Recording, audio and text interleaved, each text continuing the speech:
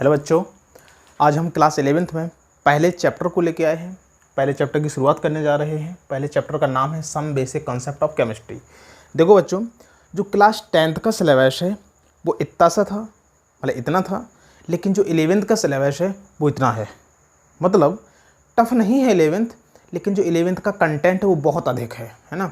तो इसलिए हमको 11th क्लास को बड़ी सीरियस होकर पढ़ना पड़ेगा रेगुलर तरीके से, तो हम तब उसको जाके कवर कर पाएंगे। तो हम स्टार्ट करते हैं आज अपने पहले चैप्टर से। हमारे चैप्टर का नाम है some basic concept of chemistry. और चूँकि हम पिछले लेक्चर में पढ़ चुके हैं कि जो केमिस्ट्री का इंट्रोडक्शन होता है वो क्या होता है, केमिस्ट्री क्या होती है, मतलब हम पढ़ चुके हैं कि केमिस्ट्री मतलब मैटर ऑफ साइंस होता है, मतलब पदार्थों का विज्ञान होता है। तो हमारे इस चैप्टर की शुरुआत हम पदार्थ के क्लासिफिकेशन से करेंगे, पदार्थ के बारे में जानेंगे क्या होता है, और हमारा जो नेक्स्ट टॉपिक रहेगा इस चैप्टर का वो मूल कॉन्सेप्ट रहेगा। तो बड़ा ही इंटरेस्टेड टॉपिक रहेगा हमारा आज का, और लगभग एक पूरा चैप्टर बड़ा इंटरेस्टेड रहेगा। बहुत इंपॉर्टेंट चैप्टर है ये केमिस्ट्री के परिप्रेक्ष्य में सोचा जाए तो हम स्टार्ट करते हैं द्रव्य पदार्थ से। सबसे पहले जानते हैं पदार्थ या द्रव्य क्या होता है। जैसा कि हेडिंग लगी है, द्रव्य या पदार्थ क्या होता है। हर वह वस्तु जो स्थान घेरती है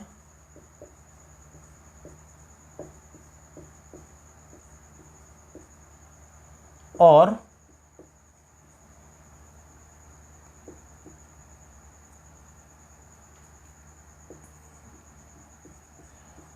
जिसका अपना एक निश्चित द्रव्यमान होता है, जिसका अपना एक निश्चित या जिसका अपना एक द्रव्यमान होता है,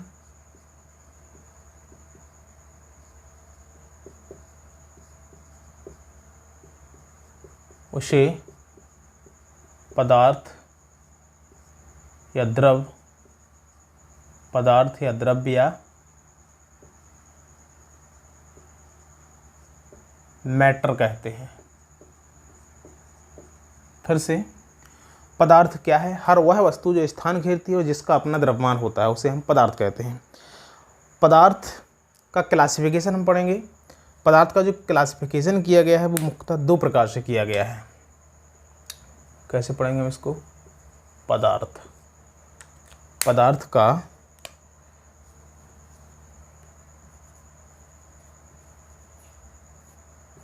क्लासिफिकेशन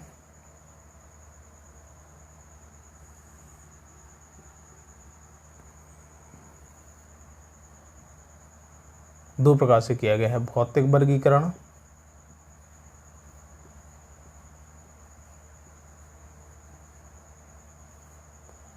और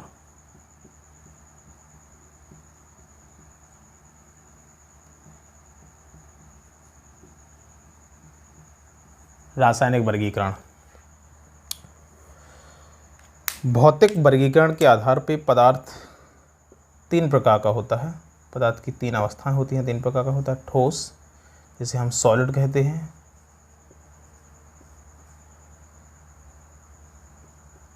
द्रव, जिसे हम लिक्विड कहते हैं, और गैस।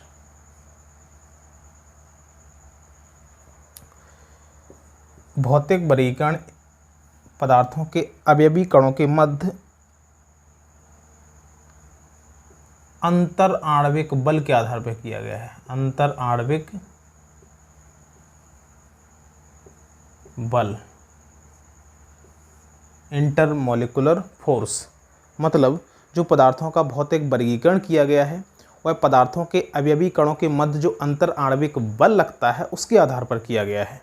मतलब जो ठोस होते हैं, ठोस में जो ठोस के अवयवी कण होते हैं, इनके मध्य अंतर आणविक बल प्रबल लगता है। मतलब इसके जो अवयवी कण होते हैं बिल्कुल टच रहते हैं, एक दूसरे से चिपके हुए होते हैं। जबकि द्रव के जो अवयवी कण होते हैं उनके मध्य अंतर आणविक बल ठोस की तुलना में कम लगता है, इसलिए इसके अवयवी कण थोड़ी दूर दूर स्थित होते हैं। जबकि गैसों के अणुओं के मध्य अंतर आणविक बल बहुत कम यानी कि ना के बराबर होता है, इसलिए इसके जो अवयवी कण होते हैं बहुत दूर दूर स्थित होते हैं, ऐसा करके। इसी प्रकार से हम आगे इसका अध्ययन करते हैं कि जो ठोस होते हैं, ठोस के आयतन के बारे में अध्ययन करते हैं। ठोस का जो आयतन होता है, ठोस का आयतन निश्चित होता है, बिल्कुल निश्चित होता है ठोस का आयतन। मतलब ये जो मार्कर है, यदि हम मार्कर को कहीं भी स्थान पर रख दें तो जितना इसका अपना एक क्षेत्रफल है उतने ही जगह को घेरता है। ऐसा नहीं है कि यदि इसका यहाँ पे क्षेत्रफल 2 वर्ग सेंटीमीटर हो तो कहीं और ये 8 वर्ग सेंटीमीटर क्षेत्रफल में रखा जाए, ऐसा नहीं होता है। वहाँ भी 2 वर्ग सेंटीमीटर ही अपना स्थान घेरेगा और यहाँ पर भी अपना 2 वर्ग सेंटीमीटर स्थान ही घेरेगा। मतलब ठोसों का जो आयतन होता है बिल्कुल निश्चित होता है। गैसों का आयतन भी निश्चित होता है।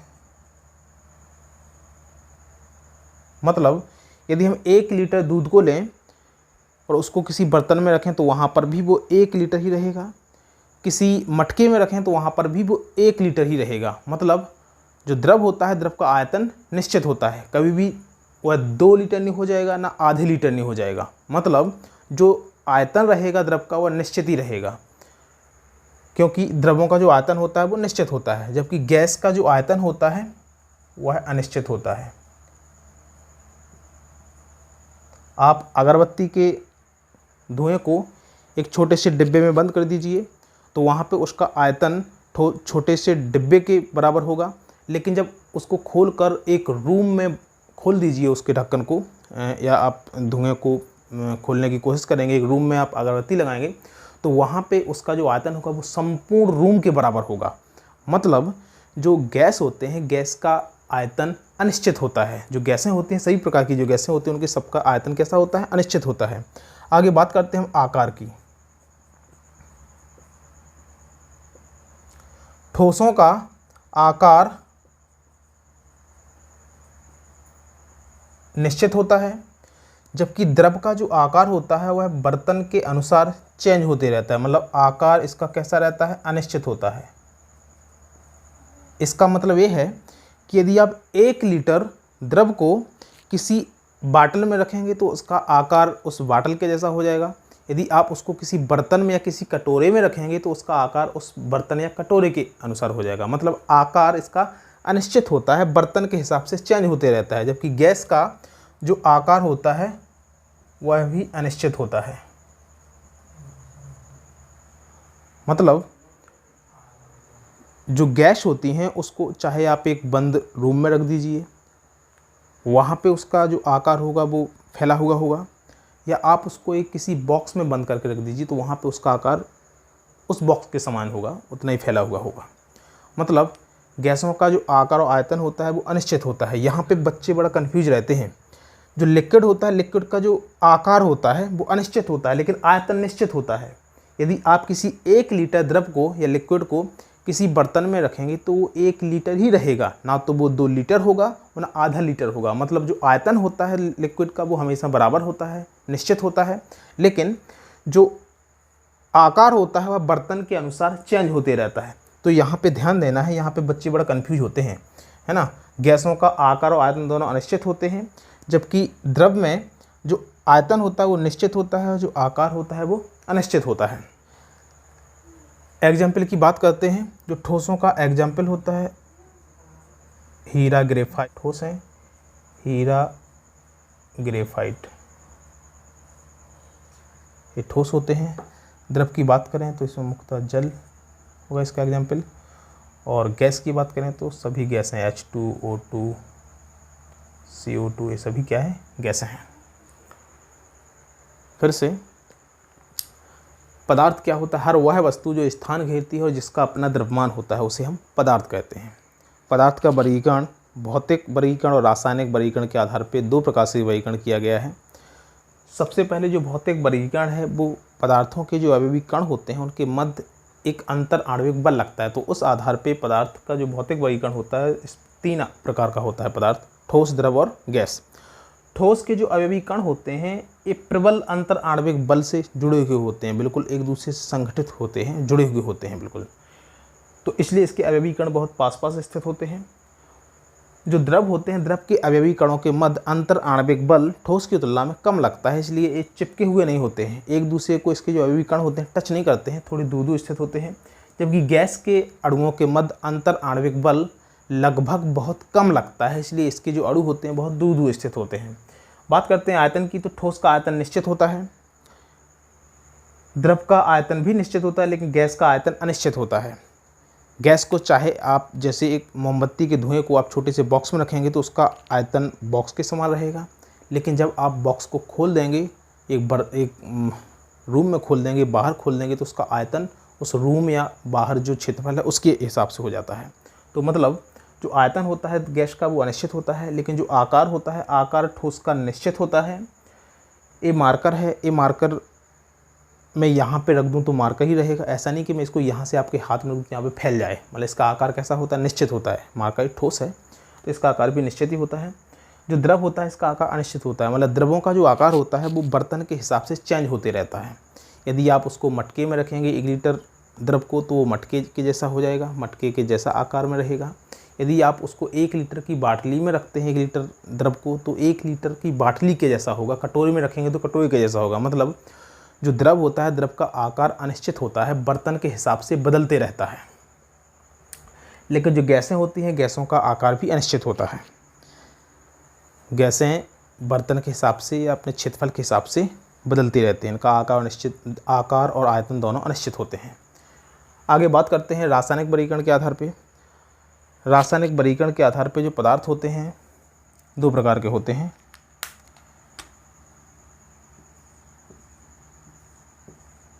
शुद्ध पदार्थ, प्योर सब्सटेंस,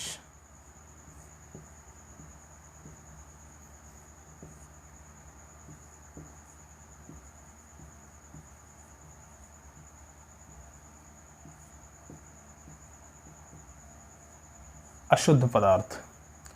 शुद्ध पदार्थ के अंतर्गत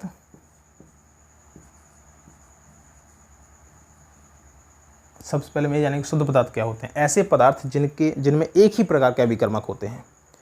ऐसे पदार्थ जिनमें एक ही प्रकार के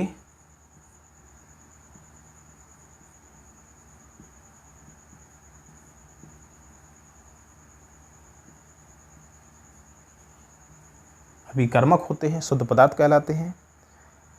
शुद्ध पदार्थ 2 प्रकार के होते हैं, तत्व और यौगिक। तत्व क्या होते हैं?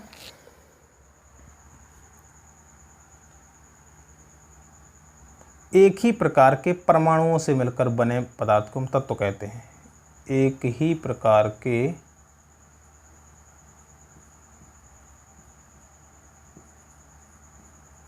परमाणुओं से मिलकर बने पदार्थ को तत्व कहते हैं। जैसे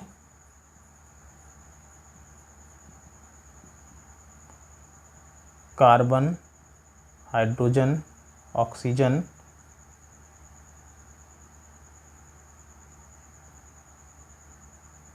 nitrogen, N2, O2, H2 etcetera. मैंने कहा है कि जो तत्व होते हैं, तत्व एक ही प्रकार के परमाणुओं से मिलकर बने होते हैं, लेकिन यहाँ पे तो N2 है, O2 है, तो N2 और O2, N2 का मतलब ये हुआ कि N में नाइट्रोजन, मतलब जो नाइट्रोजन है N2 में नाइट्रोजन के 2 परमाणु हैं। नाइट्रोजन के कितने परमाणु हैं? 2 परमाणु हैं। मैंने ये नहीं कहा है कि एक परमाणु से मिलकर बने पदार्थ को हम तत्व कहते हैं। मैंने ये कहा है कि एक ही प्रकार के परमाणुओं से मिलकर बने पदार्थ को तत्व कहते हैं। तो जो नाइट्रोजन होता है, नाइट्रोजन में एक ही प्रकार का परमाणु है, नाइट्रोजन है। ऑक्सीजन में भी एक ही प्रकार का परमाणु ऑक्सीजन है, इसलिए क्या हुए? तत्व हुए। एक ही प्रकार के सब्सटेंस का मतलब यहाँ पे ये है, जैसे मान के चलो कोई चैम्बर है जिसमें N2 ही भरी हुई है, तो N2 किससे मिलकर बना है? नाइट्रोजन परमाणु से। भले ही पूरे चैम्बर में नाइट्रोजन गैस है, लेकिन जो सब्सटेंस है वो कैसा है? एक ही प्रकार का है, N2 है। जो सब्सटेंस है इसमें वो एक ही प्रकार का है, N2 है। N2 से भरा हुआ है कोई चैम्बर, तो यहाँ पे हम इसको बोल सकते हैं कि ये कैसा है, शुद्ध पदार्थ है। क्यों? क्योंकि इसमें एक ही प्रकार का अभिकर्मक है। अभिकर्मक का मतलब होता है सब्सटेंस। तो यहाँ पे सब्सटेंस क्या है, नाइट्रोजन, N2 सब्सटेंस है जो कि सेम है पूरा। तो इसको हम क्या बोलेंगे, शुद्ध पदार्थ यानी कि तत्व बोलेंगे। जो यौगिक होते हैं, जो विभिन्न प्रकार के तत्व एक निश्चित अनुपात में संयुक्त होकर जो पदार्थ बनाते हैं उनको हम यौगिक कहते हैं। मतलब विभिन्न प्रकार के परमाणु एक निश्चित संगठन, एक निश्चित अनुपात में मिलकर जो पदार्थ बनाते हैं उसे हम यौगिक कहते हैं। जैसे H2O एक यौगिक है जिसमें जो H2O का अणु होता है वह 2 हाइड्रोजन परमाणु और 1 ऑक्सीजन परमाणु से मिलकर बना होता है। मतलब विभिन्न प्रकार के क्या है, इसमें परमाणु है, 2 हाइड्रोजन परमाणु है, 1 ऑक्सीजन परमाणु है। मतलब कैसे परमाणु है, विभिन्न प्रकार के परमाणु हैं, वो एक निश्चित अनुपात में मिलकर ही H2O का निर्माण करते हैं। मतलब H2O में जो हाइड्रोजन ऑक्सीजन का अनुपात है वो हमेशा 2:1 रहता है। चाहे जल का स्रोत कुछ भी हो, चाहे आप नदी का जल ले लीजिए, तालाब का जल ले लीजिए, समुद्र का जल ले लीजिए, कोई पाताल लोक से जल का अणु ले लीजिए, उसमें भी H2O का जो अनुपात रहेगा वो 2:1 रहेगा। तो विभिन्न प्रकार के परमाणु जब एक निश्चित अनुपात में मिलते हैं तो यौगिक बनाते हैं, जैसे कि H2O। यहाँ पे फिर से बात करते हैं एक ही प्रकार के अभिकर्मक। अभिकर्मक मतलब सब्सटेंस। जैसे आप किसी बर्तन में जल को ले लीजिए, भर भर के जल ले लीजिए, तो पूरे जल में जो जल का सूत्र रहेगा वो तो H2O होता है। जल को हमने किसी बर्तन में भर भर के ले लिया, इसका हमने क्या लिया, H2O को ले लिया है। तो मतलब यहाँ पे जो H2O है वो क्या है, सब्सटेंस है, और H2O है मतलब एक ही प्रकार का सब्सटेंस है। तो ये क्या होगा, शुद्ध पदार्थ होगा। मतलब यौगिक भी क्या होगा, एक शुद्ध पदार्थ। विभिन्न प्रकार के परमाणु निश्चित अनुपात में मिलकर यौगिक का निर्माण करते हैं। आगे बात करते हैं अशुद्ध पदार्थ की। जब विभिन्न प्रकार के अभिकर्मक आपस में मिलकर जो पदार्थ बनाते हैं, विभिन्न प्रकार के अभिकर्मक आपस में मिलकर जो पदार्थ बनाते हैं उनको अशुद्ध पदार्थ कहते हैं। अशुद्ध पदार्थ में मुख्यतः मिश्रण आते हैं। मुख्यतः क्या आते हैं, मिश्रण, मिक्सचर कहलाते हैं इसमें। ये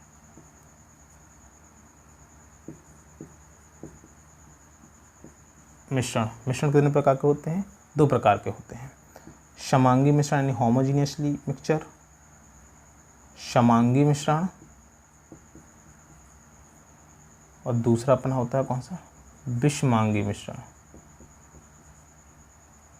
ऐसा मिश्रण जिसके अवयव समान रूप से उपस्थित होते हैं उसे हम समांगी मिश्रण कहते हैं। जैसे जल प्लस चीनी का मिश्रण, एक कैसा मिश्रण होगा, समांगी मिश्रण। कैसे, जैसे सपोज करिए कि यहाँ पे कोई बर्तन है जिसमें जल के साथ चीनी घुली हुई है, हमने अच्छे से इसमें घोल दी है चीनी। तो आप इसके ऊपर से टेस्ट करिए तो वहाँ पर भी मीठा होगा, इसके मध्य से टेस्ट करिए विलयन को तो यहाँ मिश्रण को, तो यहाँ पर भी मीठा होगा, इसके तली से टेस्ट करिए तो यहाँ पर भी मीठा होगा। मतलब हर जगह पर जो उसका संगठन है, जो अवयव हैं, वो समान रूप से उपस्थित हैं। तो इसको हम क्या बोलेंगे, समांगी मिश्रण। जैसे जल प्लस चीनी का मिश्रण। अब बात करते हैं विषमांगी मिश्रण की। विषमांगी मिश्रण ऐसा मिश्रण होता है जिसमें जो उसका अवयवी संगठन होता है वो समान रूप से उपस्थित नहीं होता है। मतलब जो अवयव होते हैं वो हर जगह पे समान रूप से उपस्थित नहीं होते हैं, उसी को बोलते हैं हम विषमांगी मिश्रण। इसका एग्जाम्पल है रेत प्लस, जैसे सपोज करिए ये कोई बर्तन है, इसमें जल में हमने किसको मिला दिया है, रेत को मिला दिया है, रेत को मिला दिया है। तो जब इसको हम देखते हैं तो ऊपर रेत की मात्रा कम होती है, मध्य में ऊपर की तुलना में थोड़ी ज़्यादा होती है, और तली में रेत सबसे अधिक होती है। मतलब इसमें हर जगह जो इसके अवयव हैं या जो अवयवी मिश्रण पदार्थ हैं वो समान रूप से उपस्थित नहीं है। ऊपर रेत कम है, मध्य में ऊपर की तुलना में थोड़ी अधिक है, और तली में रेत सबसे अधिक है। मतलब एक ऐसा मिश्रण है विषमांगी मिश्रण। और विभिन्न प्रकार के अभिकर्मक का मतलब ये होगा कि रेत अपने आप में एक अभिकर्मक है, और चीनी भी अपने आप में एक, रेत प्लस जल के मिश्रण को क्या बोलेंगे हम, विषमांगी मिश्रण। रेत प्लस जल के मिश्रण को हम विषमांगी मिश्रण बोलेंगे। ऊपर रेत की मात्रा बहुत कम होगी, मध्य में ऊपर की तुलना में थोड़ी अधिक होगी, और तली में सबसे अधिक होगी। मतलब इसमें जो इसके अवयवी संगठन है वो समान रूप से वितरित नहीं है विषमांगी मिश्रण में। तो ऐसा मिश्रण जिसमें उसके अवयवी पदार्थ समान रूप से वितरित नहीं होते हैं, अभिकर्मक जो अवयवी अभिकर्मक हैं, अवयवी पदार्थ हैं, वो समान रूप से उपस्थित नहीं होते हैं, तो उसे हम विषमांगी मिश्रण कहते हैं। जैसे रेत प्लस जल का मिश्रण, इसमें जो रेत है वो अपने आप में क्या है, एक अभिकर्मक है, और जल भी अपने आप में एक अभिकर्मक है, मतलब विभिन्न प्रकार के अभिकर्मक है ना, तो क्या होगा, अशुद्ध पदार्थ होगा। इसी प्रकार से आप समांगी मिश्रण में देख लीजिए, जल है, जल अपने आप में एक सब्सटेंस या अभिकर्मक है, और चीनी भी अपने आप में एक क्या है, सब्सटेंस या अभिकर्मक है। तो ये कैसे अलग अलग प्रकार के अभिकर्मक है, तो मतलब ये क्या हुआ, अशुद्ध पदार्थ हुआ। यदि आपको हमारे वीडियो अच्छे लगते हैं तो या आपको हमारे वीडियो के बारे में जो भी राय है आपकी, तो आप हमारे कमेंट बॉक्स में कमेंट कर सकते हैं। यदि आपको वीडियो अच्छा लगता है तो आप लाइक शेयर सब्सक्राइब कर सकते हैं हमारे चैनल को। और आपके जो संबंधित जो 11th से समझ जो बच्चे हैं, आपके जो भाई बहन हैं, आप हमारी वीडियो को वहाँ पे भी शेयर कर सकते हैं। और हमारा व्हाट्सएप नंबर लिखा है 7999367277। आप इस पर एक मिस कॉल कर सकते हैं, जिससे आप हमारे HPN क्लासेस का जो ग्रुप है उससे जुड़ सकते हैं। तो हम अगले वीडियो में मिलते हैं एक अगले टॉपिक के साथ। हमारा अगला टॉपिक रहेगा मोल कॉन्सेप्ट। अभी तक हम पदार्थों के बारे में अच्छे से समझ चुके हैं, तो मिलते हैं, पढ़ाई करते रहिए। All the very best.